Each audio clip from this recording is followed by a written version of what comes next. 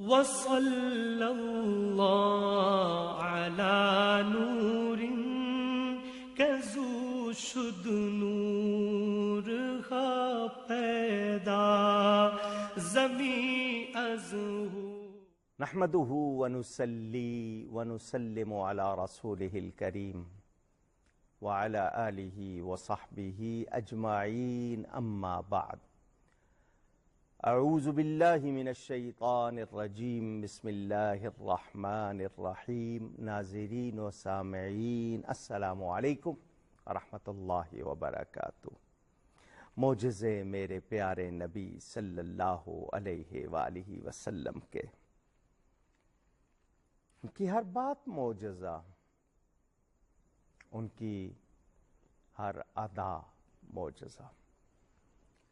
طعام، کھانا پینا انسان کی بنیادی ضرورت۔ کہتے ہیں بھوک انسان سے وہ کچھ کروا لیتی ہے جو شاید کسی اور حال میں وہ کرنے پر کبھی راضی نہ ہو۔ اس بھوک سے کیا کیا تکلیفیں ہوتی ہیں، کیا کیا باتیں جنم لیتی ہیں، دنیا کا حال آپ کے سامنے۔ میرے آپ کے گھروں میں نعمتیں ہیں، قدر کریں۔ بچوں کو بے قدری سے بچائیں، سکھائیں ان کو اللہ کی نعمتوں کی قدر کرنی چاہیے۔ یہ رزق اگر روٹ جائے دوبارہ نہیں ملتا، ہمیں کوشش کرنی ہے۔ ہم اگر اللہ کی نعمتیں کھا رہے ہیں شکر کریں اور نعمتوں کو ضائع نہ کریں۔ دعوتوں میں جس طرح ہم ضائع کرتے ہیں، پھینکتے ہیں، یہ بہت بری بات ہے، ہمیں اس سے بچنا چاہیے۔ بھوک سے انسان کو جو تکلیف ہوتی ہے وہ کسی بھوکے سے، یا خود بھوکے رہ کے دیکھیے تو اندازہ ہوگا کہ بھوک کیسی تکلیف ہے۔ انسان عاجزی میں ہی اچھا لگتا ہے۔ تکبر انسان کا کام نہیں ہونا چاہیے۔ تکبر عزازیل را خار کرد۔ وہ عزازیل جو 6 لاکھ برس نماز پڑھتا ہے، اس تکبر نے اس کو خار کر دیا، شیطان ہو گیا۔ اکڑنا اچھی بات نہیں۔ بھوکے رہیں گے تو بھوکے کی تکلیف کا احساس ہوگا، اسے کھلانا چاہیں گے آپ۔ رمضان میں ہمیں تھوڑا سا اس کی تربیت ملتی ہے۔ بھوکے رہتے ہیں نا، اندازہ ہوتا ہے کہ بھوک میں کیا گزرتی ہوگی۔ کوشش کیا کیجئے اس تربیت کو اپنی زندگی میں سارا سال جاری رکھیں، ہم کسی کو ہو سکے کسی بھوکے کو کھلا سکیں، یہی ہماری کوشش ہونی چاہیے۔ میرے پیارے نبی پاک صلی اللہ علیہ وآلہ وسلم وصلی روزے رکھا کرتے تھے۔ 21 دن 40 دن کے وصلی روزے۔ وصلی روزے کا مطلب نیت کر لی ہے، اب 40 دن یا 21 دن نہ سحری نہ افطاری، نہ سحری نہ افطاری، 24 گھنٹے کچھ نہیں کھانا پینا۔ یہ ان کی خصوصیت تھی، بخاری مسلم میں موجود۔ ہم نہیں رکھ سکتے۔ صحابہ نے رکھنے کی کوشش کی، تیسرے دن ہمت ہار گئے، فرمایا لا تواصلوا، تم وصلی روزے نہ رکھو، لست مثلکم، میں تمہاری طرح نہیں ہوں، ایکم مثلی، کون ہے تم میں میرے جیسا۔ تو یاد رہے، انہیں کھانے کی ضرورت نہیں تھی، مگر لباس انسانی میں آئے تھے، کھایا انہوں نے، تاکہ میرے آپ کے لیے طریقہ بھی ہو جائے، ثواب بھی ہو جائے۔ ورنہ وہ وصلی روزے رکھتے تھے، نہیں کھاتے تھے، صحت میں کوئی فرق نہیں، کوئی مشکل نہیں، وہ صرف اللہ کے محتاج، کسی اور شے کے نہیں۔ میں اور آپ آکسیجن کے بغیر نہیں رہ سکتے، وہ رہے، گئے تھے نا معراج میں، تو ان کو اپنے اوپر ہم قیاس نہیں کر سکتے۔ حضور صلی اللہ علیہ وآلہ وسلم کی برکت سے طعام کی کچھ برکات، ان کے معجزات آئیے سنیں۔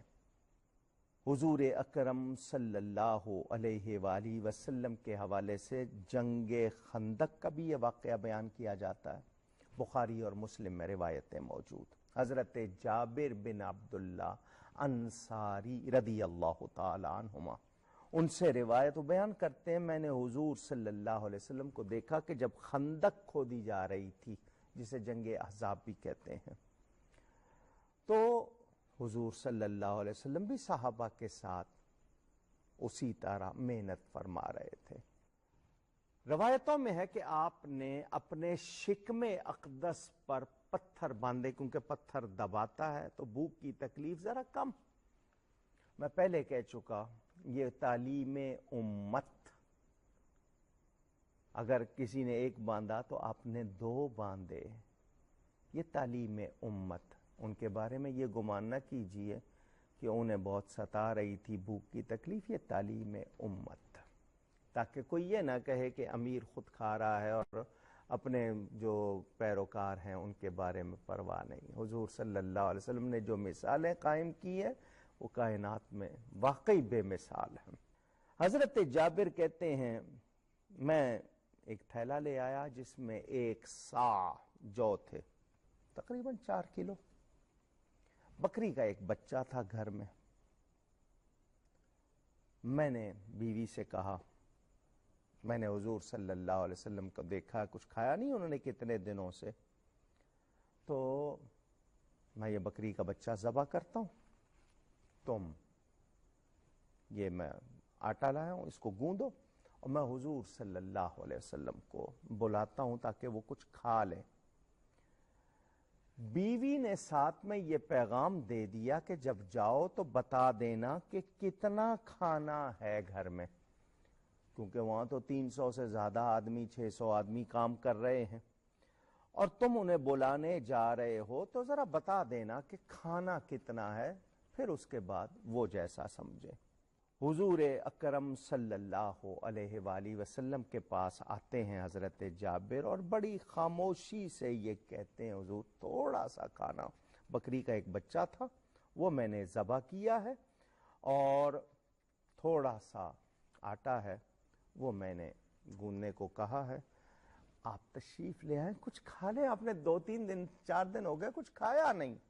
میرے آقا کریم صلی اللہ علیہ وآلہ وسلم جب یہ بات سنتے ہیں، فرمایا، میرے صحابیوں، جابر نے تم سب کی دعوت کی ہے۔ بلانے والا بتا چکا ہے، تھوڑا سا کھانا ہے، مقدار کتنی ہے بتا چکا، فرمایا تم سب کی دعوت کی ہے۔ حضرت جابر آگے چلے، جا کے بیوی کو بتاؤں کہ حضور نے تو اعلان فرما دیا۔ انہوں نے جا کے بیوی کو بتایا کہ اس طرح معاملہ ہے، اس نے کہا تم نے بتا دیا تھا نا؟ جی میں نے بتا دیا تھا۔ وہ لا رہے ہیں نا، وہ خود کھلائیں گے، ہمیں گھبرانے کی کوئی بات نہیں۔ حضور صلی اللہ علیہ وسلم نے فرما دیا، ابھی روٹیاں پکانی شروع نہ کرنا اور ہنڈیاں نیچے نہ اتارنا۔ میرے پیارے نبی پاک صلی اللہ علیہ وسلم اس میں لعاب دہن ملا دیتے اور حکم دیتے ہیں، لو جتنا چاہو اب اس میں سے نکالو، اور اندر نہیں جھانکنا، نکالتے جانا اور پکاؤ روٹیاں۔ کتنے صحابہ ساتھ ہیں، سب کو فاقہ ہے، کسی کو 2 دن کا، کسی کو 3 دن کا۔ حضور صلی اللہ علیہ وسلم نے فرمایا تھوڑے تھوڑے کر کے میرے پاس بھیجتے رہو۔ وہ آتے رہے، حضور کھلاتے رہے، سب سیر ہو کر کھاتے رہے۔ برتن میں جتنا کھانا شروع میں تھا سب کھا گئے، ان کو بار بار آفر کی گئی اور سب نے کھا لیا، اتنا ہی کھانا موجود ہے، یوں لگتا ہے جیسے کسی نے کچھ لیا ہی نہیں، اتنی برکت۔ حضور صلی اللہ علیہ وآلہ وسلم کے حوالے سے یہ بات بھی اس میں فرمایا، جو بھی کھائے ہڈیاں نہ توڑے، اسی طرح ہڈیاں رکھتے رہنا۔ ساری ہڈیاں جمع ہو گئیں. حضور صلی اللہ علیہ وسلم نے ان ہڈیوں پر اپنا ہاتھ رکھ کے کچھ پڑھا. وہ بکری جس کو ذبح کیا گیا تھا، بکری کا بچہ، کان جھاڑتے ہوئے وہ زندہ ہو گیا. اور مان لو اپنی بکری لے جاؤ جسے تم نے ذبح کیا تھا. حضرت مولانا نور الدین عبد الرحمن جامی قدس سرہ السامی اپنی کتاب شواہد النبوہ میں اس بات کو نقل فرماتے ہیں کہ حضرت جابر جب بکری کا بچہ ذبح کر رہے تھے، حضرت جابر کے 2 بیٹے یہ منظر دیکھ رہے تھے گھر میں. جب باپ ذبح کر کے چلا گیا، بڑے لڑکے نے چھوٹے بھائی سے کہا، بچے تھے، میں بھی تمہارے ساتھ ویسا ہی کرتا ہوں جیسے ابا نے بکری کے بچے کے ساتھ کیا. اس نے بڑے نے چھوٹے کو اسی طرح باندھ کے اس کے حلق پر چھری چلا دی اور نادانی میں اس کو ذبح کر دیا. حضرت جابر کی بیوی نے اس کو دیکھا کرتے ہوئے تو چلائیں، کیا کر رہی ہو؟ خون چیخ ماری. وہ ڈر کے پیچھے ہٹا اور چھت سے گر گیا، وہ بھی مر گیا. حضرت جابر کی بیوی پر کیسی سخت، ادھر کھانے کا کہہ دیا ہے، ادھر بچوں کا یہ حال ہو گیا. ماں کی ممتا، بچے کے پاؤں میں کانٹا چبھے، شاید بچے کو اتنی تکلیف نہیں ہوتی ہوگی جتنی ماں محسوس کرتی. ماں نے کس طرح ضبط کیا بچوں کو، دونوں کو ایک جگہ لٹا کر چادر ڈال دی کہ اس وقت اللہ کے نبی کو دعوت دی ہے، ان کے لیے کھانے کو کچھ کر رہے ہیں، یہ سعادت مل رہی ہے. میں اس وقت اگر پریشان اور اپنے غم کو ظاہر کروں گی تو مشکل ہو جائے گی. کسی کو خبر نہ کی. دل ان کا اندر سے کیسا ہو رہا ہوگا، ماں کی کیا حالت ہوگی. چہرے پر انہوں نے ملال کو آنے نہ دیا، کھانا تیار کیا، کھانا آگے رکھا. مولانا جامی لکھتے ہیں حضور صلی اللہ علیہ وسلم کے پاس جبریل امین آئے اور کہا، یا رسول اللہ صلی اللہ علیہ وسلم، جابر سے کہیں کہ اپنے فرزندوں کو بھی لائے اور وہ بھی آپ کے ساتھ کھانا کھانے کا شرف حاصل کریں. آپ نے جابر سے فرمایا، جابر تمہارے بچے کہاں ہیں؟ ان کو لاؤ. وہ فوراً بیوی کے پاس آئے، بیوی سے پوچھا، دونوں بیٹے کہاں ہیں؟ بیوی نے کہا، حضور صلی اللہ علیہ وسلم کی خدمت میں عرض کرو کہ وہ موجود نہیں ہیں، آپ کھانا کھائیے، وہ بعد میں دیکھا جائے گا. ان کے حضور نے فرمایا، مجھے رب نے فرمایا ہے ان کو جلدی بلاؤ. اتنی بات سن کر ماں اپنا ضبط اپنے قابو میں نہ رکھ سکی، اس کا ضبط ٹوٹ گیا، اس کا بند ٹوٹ گیا، رو پڑی اور سارا واقعہ سنا دیا. میں ان کو نہیں لا سکتی، اس طرح ہوا ہے، میں نے ان پر کپڑا ڈال دیا، میں اپنے آپ کو روک رہی تھی اتنی دیر تک کہ یہ دعوت ہو جائے. ادھر حضرت جابر پر کیا گزری، باپ تھے، نبی کریم صلی اللہ علیہ وآلہ وسلم کو بتانے سے بہتر سمجھا، دونوں بچوں کو اٹھایا، حضور کے قدموں میں لا کے رکھ دیا. گھر سے چیخوں کی آواز آ رہی تھی. اللہ تعالی نے جبریل امین کو فرمایا، جاؤ میرے حبیب سے کہو آپ دعا کریں، ہم ان دونوں کو زندہ کر دیں گے. حضور صلی اللہ علیہ وسلم نے دعا فرمائی، وہ دونوں اسی وقت بالکل صحت مند ہو کر زندہ ہو گئے. حضور نے ان کو ساتھ بٹھا کے کھانا کھلایا. کھانے کی برکت بھی آپ کو بتائی، لعاب دہن کی برکت سے، طعام میں برکت. اور پھر نبی پاک صلی اللہ علیہ وسلم کا معجزہ، ان کے بچے جو وفات پا چکے زندہ ہوئے. میرا نبی خوشیاں بانٹتا ہے، رحمتیں بانٹتا ہے، راحتیں بانٹتا ہے. اس نبی کے نام پر ہمیں آپس میں پیار کرنا چاہیے، ہمیں محبتیں پھیلانی چاہیے، ہمیں ان کا نام چومنا، ان پر درود و سلام بھیجنا بہت اچھا لگتا ہے، تو ہم کوشش کریں کہ ہم اپنے ارد گرد اس نبی کے نام صلی اللہ علیہ وسلم کی برکت کو پھیلائیں۔ مسلمان آج مسلمان کا دشمن کیوں ہو گیا؟ ایک دوسرے سے اس کا لقمہ کیوں چھیننے لگ گیا؟ یہ کیا ہو گیا؟ کہیں ملاوٹ ہے، کہیں جال سازی ہے، دواؤں کے نام پر فراڈ مسلمان کرے۔ ہم کتنے پیارے نبی صلی اللہ علیہ وسلم کے ماننے والے ہیں، ہمیں سوچنا ہوگا۔ ہم سے یہ کمزوریاں دور ہو جائیں، ہمیں امن ہی امن مل جائے گا۔ بس ایک ارادے کی دیر ہے، عہد کر لیجئے اس نبی صلی اللہ علیہ وسلم کے سچے غلام بن کر رہیں گے۔ اس ارادے میں پختگی ہوگی، آپ کو کوئی تکلیف نہیں رہے گی۔ یہ صرف ایک ارادہ جو آج ہمارے اختیار میں ہے، اگر ہم نے دیر کر دی کہیں یہ اختیار ہم سے چھن نہ جائے۔ حضرت ابو طلحہ رضی اللہ تعالیٰ عنہ اپنی بیوی ام سلیم کے پاس آئے اور کہا، میں نے حضور صلی اللہ علیہ وسلم کی آواز سنی ہے، کئی دنوں سے انہوں نے کھانا نہیں کھایا، کچھ کھانے کو ہے؟ کہاں چند جو کی روٹیاں، اور مجھے حضور صلی اللہ علیہ وسلم کو بلانے کو بھیجا کہ جاؤ۔ حضرت انس فرماتے میں حضور صلی اللہ علیہ وسلم کے پاس آیا، حضور نے فرمایا تمہیں ابو طلحہ نے بھیجا ہے؟ فرمایا ہاں۔ آپ نے اپنے پاس بیٹھے ہوئے تمام صحابہ کو فرمایا اٹھو۔ میں نے آگے آگے آ کر ابو طلحہ کو اطلاع دی کہ حضور تو تمام صحابہ کو ساتھ لے رہے ہیں۔ حضور کے ساتھ اتنے لوگ، انہوں نے پوچھا بچے سے تم نے صرف حضور سے کہا تھا؟ جی حضور سے ہی کہا تھا۔ بیوی نے کہا وہ ہماری حالت کو خوب جانتے ہیں۔ حضور تشریف لائے، فرمایا جو کچھ ہے لے آؤ۔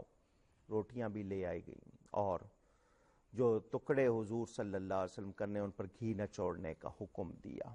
پھر حضور نے ان ٹکڑوں پر گھی نچوڑنے کے بعد کلام پڑھا، کھانا سامنے رکھ کر پڑھنا۔ بخاری میں بھی ہے، مسلم میں بھی ہے۔ حضور صلی اللہ علیہ وسلم نے اس پہ کلام پڑھا، پھر 10 آدمیوں کو فرمایا آ جاؤ۔ وہ آئے، حضور ان کو کھلاتے رہے، وہ 10 گئے، دوسرے 10 آئے، وہ گئے، دوسرے 10 آئے۔ 80 یا اس سے کچھ زیادہ صحابہ تھے، سب نے پیٹ بھر کر شکم سیر ہو کر کھایا، اور پھر کھانا اسی طرح بچا رہا جو پڑوسیوں اور ارد گرد والوں کو دیا گیا۔ نبی پاک صلی اللہ علیہ وسلم نے چند افراد کا کھانا سینکڑوں کو کھلایا، وہ بھی آپ نے سنا۔ حضور صلی اللہ علیہ وآلہ وسلم کو ایک شخص نے دعوت دی کھانے کی کہ حضور میرے ہاں کھانے کے لیے تشریف لے چلیے۔ فرمایا میری بیوی بھی ساتھ آئے گی؟ اس نے کہا نہیں جی صرف آپ۔ فرمایا نہیں میری بیوی بھی میرے ساتھ آئے گی؟ اس نے کہا نہیں جی صرف آپ۔ حضور صلی اللہ علیہ وسلم نے کہا نہیں میری بیوی بھی ساتھ آئے گی، تو اس نے کہا کہ یہ بار بار کہہ رہے ہیں، اچھا ٹھیک ہے آپ ان کو بھی لے آئیے۔ علماء کہتے ہیں نبی پاک صلی اللہ علیہ وسلم کا تو خود فرمان ہے کہ بن بلائے جانا نہیں چاہیے، کسی کے لیے مشکل نہیں بننی چاہیے، اور وہ آ کے کہہ رہا ہے صرف آپ صرف آپ صرف آپ، اور آپ بار بار کہہ رہے ہیں نہیں بیوی بھی بیوی بھی۔ علماء کہتے ہیں وجہ کیا تھی؟ یہ بہت بڑا پیغام، ذرا دھیان سے سنیے گا۔ حضور صلی اللہ علیہ وسلم کے گھر میں فاقہ تھا، لازمی بات ہے خود نہیں کھایا تو بیوی نے بھی نہیں کھایا ہوگا۔ اب میں جا کے کھاؤں اور گھر میں بیوی اسی طرح فاقے سے بھوکی رہے، یہ گوارا نہیں کیا۔ کتنی بڑی تعلیم ہے کہ مجھے بلا رہے ہو تو بیوی کو بھی بلاؤ، وہ بھی کھائے، میں اس کو بھوکا رکھ کے خود اکیلے کھانے جا سکتا نہیں۔ تعلیم دیکھیے، پیغام دیکھیے۔ آج ہم واقعی ذمہ دار بن جائیں، ہمیں احساس ہو جائے کتنے مسائل ہمارے حل ہو سکتے ہیں، مگر بے حسی ہے جو ہمیں اس طرح کرتی ہے۔ حضور صلی اللہ علیہ وآلہ وسلم نے، حضرت ابو ہریرہ رضی اللہ تعالیٰ عنہ فرماتے ہیں غزوہ میں لشکر اسلام کے پاس کھانے کو کچھ نہ رہا، حضور نے مجھے فرمایا تمہارے پاس کیا ہے؟ میں نے عرض کی توشہ دان میں کھجوریں ہیں تھوڑی سی، فرمایا لے آؤ۔ میں جب لایا تو وہ گنی گئیں تو 21 کھجوریں تھیں، 21۔ حضور صلی اللہ علیہ وسلم نے ان پر اپنا مبارک ہاتھ رکھا اور دعا فرمائی، پھر فرمایا تھوڑے تھوڑے آدمیوں کو ایک ایک ٹولی کر کے بھیجو۔ وہ آئے، حضور نے ان کے سامنے کھجوریں رکھیں، وہ کھائے۔ پھر دوسری ٹولی آئی، تیسری ٹولی آئی۔ حضرت ابو ہریرہ فرماتے ہیں سارے لشکر کو کھجوریں کھلا دیں، اسی طرح وہ موجود رہیں۔ حضور نے فرمایا اپنے توشہ دان میں رکھ لو اور جب چاہو ہاتھ ڈال کر اس میں سے نکال لیا کرنا۔ حضرت ابو ہریرہ فرماتے ہیں حضور صلی اللہ علیہ وسلم آپ کے پردہ فرمانے کے بعد حضرت ابو بکر، حضرت عثمان، ان کے عہد خلافت تک میں اسی طرح ان کھجوروں سے کھاتا رہا۔ حضرت عثمان غنی شہید ہوئے تو کسی نے میرے گھر سے وہ توشہ دان چوری کر لیا، ورنہ اس میں سے کھجوریں کبھی کم نہیں ہوئیں۔ معجزہ، برکت، میرے نبی جیسا کوئی نہیں، کروڑوں درود ان پر، کروڑوں سلام۔ معجزات کا بیان جاری ہے، گفتگو میں کوئی غلطی ہوئی ہو اللہ کی بارگاہ میں توبہ کرتا ہوں۔ آئندہ نشست میں ملاقات ہوگی۔ والسلام علیکم ورحمۃ اللہ وبرکاتہ۔